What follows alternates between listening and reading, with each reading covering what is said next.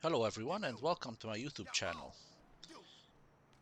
This video is intended to be the first in a series of videos in which we're going to have a look at some of the famous video game protagonists' apartments and safe houses and stuff, and see if it would be a good idea if it existed in real life, and would it be comfortable enough to live in them. Now this idea came to me while I was browsing for a new home, uh, and I checked out a lot, and I mean a lot of apartments and houses, and many of them have certain shortcomings, and I thought, why not? Let's check them out in video games, see how they would be in real life. So, as you can see, we're going to start here with Grand Theft Auto 4, and more specifically, this is Niko's apartment in Bohan. Now, looking from the exterior, it seems that it is a pretty run-down apartment building. However, what's more interesting is what's on the inside. So let's go inside and have a look.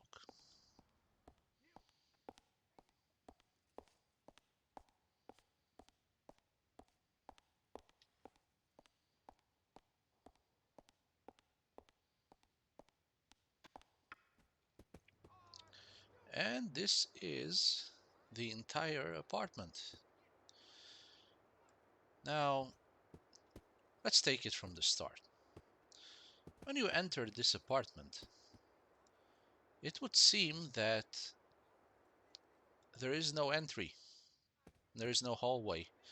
So you are actually directly entering into the living room. Now, this might be great if you want to feel like you're in an episode of Seinfeld or some other sitcom, but otherwise, this really isn't a great thing to have, because a proper hallway, a proper entryway should have a place, where you can put your dirty shoes, muddy clothes, a wet coat, a wet umbrella, something, so you don't drag the mud all over the house. And this is something that is completely absent here. A proper hallway should also act as a buffer, so that if you have a pizza delivery guy, or just anybody who might want to visit you for a reason or another, so that they don't see the entirety of everything that you have. And this is really, really a big issue. And I've seen plenty of apartments in real life that also lack this sort of entryway, this sort of hallway. Mostly new apartments. So not really old apartments. Old apartments usually have that. However, this one doesn't. Moving on, we have the living room here. It seems alright for an apartment this size. And what we have here is the kitchen area. Now, this is sort of an open space design, where the living room is together with the kitchen area. However, open space designs like this in small apartments are really, really not great, and usually they don't work well at all. Now let's say that Niko here would like to fry some burger patties and make a couple of burgers for him and Roman. Well, all that oil and all that greasy crap is just going to be flying everywhere, and it's just going to get into this couch, which is really dangerously close to the working area here. So you'd probably have a greasy couch as time goes on. Honestly, this sort of kitchen here is more suited to just making yourself a tea or a coffee, because otherwise the smell and everything will just go everywhere. And speaking of smells, there is no natural ventilation here for this kitchen. All the smells would have to waft through the entire living room to reach the windows here, because these windows here are the only source of natural ventilation. The kitchen doesn't seem to have any other source here.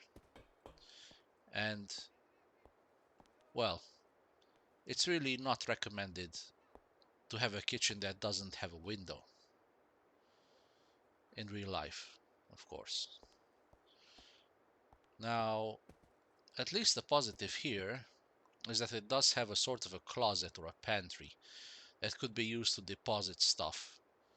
Food stuff, maybe a mop or a bucket or anything else of that matter. Um, Otherwise, yeah, there's not much here. There's not much here to say. I would have looked here at this locked door, which I'm presuming is the bathroom. However, we don't know for sure because this door is locked, so I can't actually say anything about how the bathroom looks. Even though Niko does seem to be clipping a bit into it. Anyway, the bathroom here is probably behind this locked door, seeing as there is no other place where it could be.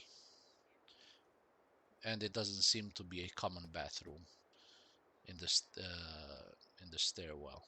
So,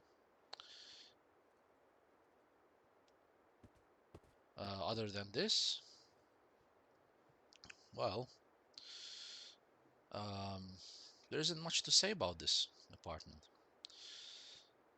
The positives would be that it's relatively small, but the living room is still okay as a size. If the furniture would be rearranged, maybe in a couple of ways, it could maybe even look okay. However, other than that, there isn't really much else to say about this. So, positive would be it's relatively small, so maintenance costs and upkeep would probably be tolerable. Although, seeing that this is Liberty City, I'm guessing in real life they would definitely charge $1,000 a month for this, even if it has, mold growing on the ceilings and, flaking wallpaper and stuff. Oh well, at least it's okay as a maintenance cost thing. But other than that, it has some glaring issues like having no hallway, and having no window for the kitchen. And, well, as a final note, it's okay for a starter apartment. For Niko and, maybe Roman, they could be living here okay. But other than that, I'd say this apartment probably gets, on a scale of 1 to 10, I'd say it's about a 3 or 4 out of 10. At least it beats living under a bridge. Well, I think this is it for this episode. If you like this video, then please like and subscribe. And I'll see you guys and gals for the next video. Bye.